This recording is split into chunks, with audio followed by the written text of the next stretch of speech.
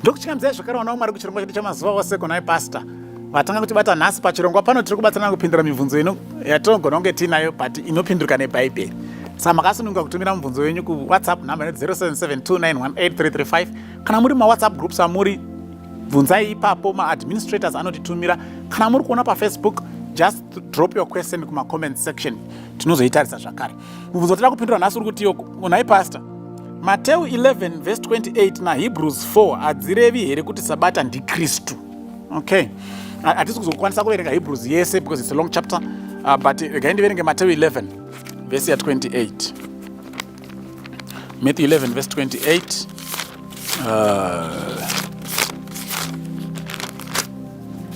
Okay.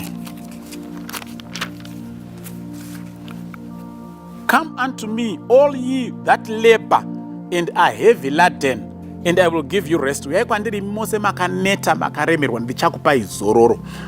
Hebrews chapter 4 inotaura futi nyaya yezororo. Dai Joshua dai angasina kutaura kuvapa zororo, aizoreva rimwe zuva zveachiti zvakati.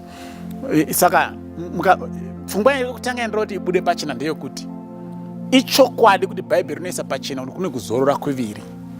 Kune kuzorora kwemunhu aamuna Kristu pazvivi neupenyu hwokutambura. Kuti kana waamuna Kristu, nhamo neburden inovapo nekuda kwezvivi, the guilt conscience inokuremera nekuda kwezvivi, inofanira kubva uwane peace of mind which comes from the assurance of forgiveness that comes in Christ. Hakuna munhu anoti ari muna Kristu anofanira kuramba achiremerwa nekuda kwezvivi zvake. Kuona wadaro wasita wagamuchira Jesu Kristu. That is what we are going to refer to in this discussion as the spiritual rest.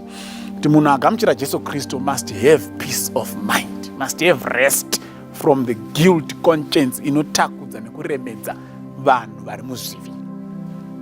Then bhaibheri rinoisa pachena zvakare kune kuzorora chaiko kuri physical, kwekuzorora nyama yaneta nekushanda. Zvinhu zviviri izvozvo izvo musazvisanganisa. Matthew chapter 11 verse 28 haisi kuadresa the physical rest, iri kuadresa the spiritual rest. Why we say so?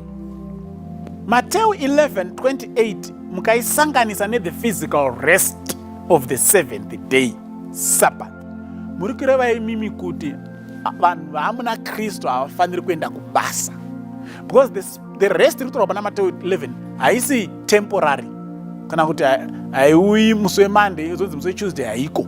Irest iri perpetual as long as waamuna Jesu Kristu.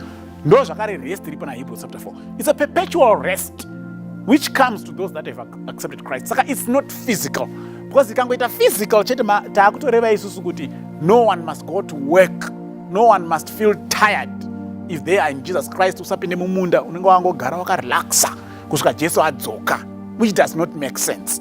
Saka the rest yekuzorora Matthew 11 iyi iri kunzi makaneta maremerwa uyai ndikupei zororo naJesu Kristu. It's a spiritual rest. It's only Christ and in Christ where we can get that peace of mind yekunzwa kuti the burden endanga ndinayo nezvinanga ndichitya nekuda kwezvivi zvangu zvabviswa. I am now peaceful. I am now at rest. It's not physical.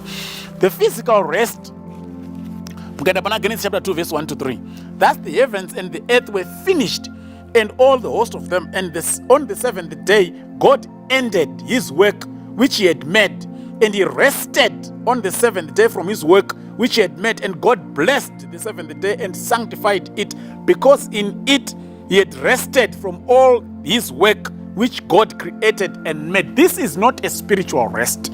Vamwe ndakanzwa vachitoti hanzi rarakabva ratongova rest kubva ipapo because Mwari haana kuzosika zvina nhasi tichingori murest iroro. Now the moment madaro kuti this is a spiritual rest, muri kureva imimi kuti the first 6 days were also not literal, which is dangerous. There is no way you are going to say the seventh day iri repana Genesis 2 is spiritual but the other 6 are physical. That's a wrong way of interpreting scripture. My days are kutaurwa pana Genesis chapter 1 kusvika pa chapter 2 verse 3, they are literal days. Ndosaka week redu nanhasi rine 7 days. In fact uchida kuona kuti these were literal pamunoenda pana Exodus chapter 20. Verse 8, remember the Sabbath day to keep it holy. 6 days you shall do your labor and all your work, but the 7th day is the Sabbath of the Lord your God.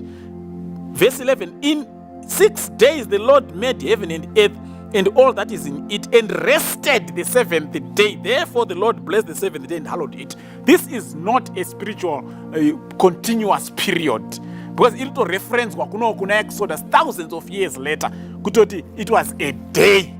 Ndio yakutonzi nemimiwo irecognize.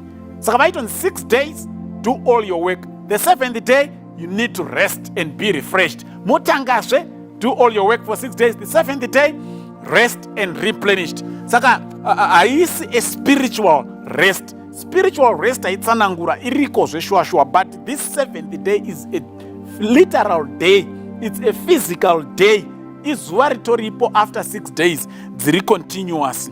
Saka muchaona mimi kuti nemhaka yei now kwakunzi kwane spiritual rest kwane physical rest, because John chapter 1 verse 29 inoti akaona Jesu achiuya akatarira iro ndo gwayana raMwari rinobvisa zvivi zvenyika. Saka vanobviswa zvivi zvavo zvenyika, they enter into a spiritual rest with Christ.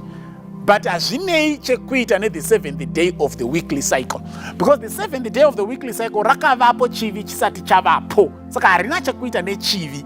Saka musasanganise zvinhu izvozvo. Ndosaka Jesu pache zvake Luke chapter 4 verse 16, as his custom was, he went into the synagogue on the Sabbath day. Kana iye ariye the Sabbath day, how come the Bible says he went to the church on the Sabbath day? Ingadai richika he went to himself. Saka zvinhu tu zvakatosiyana.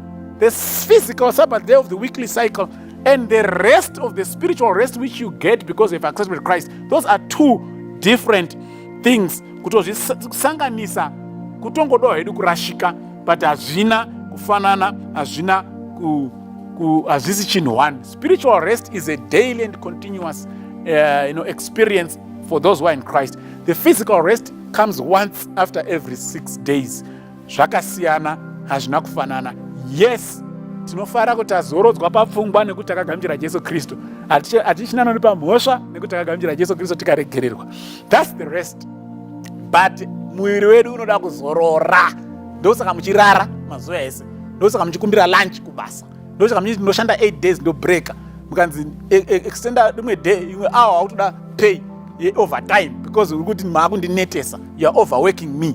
Your body wants to rest. Mara akati izvozvo ndinokupai once every week. Haizi spiritual rest. It's physical and it's literal. Todera tabatsirikana Mwari achatikomborera. Amen.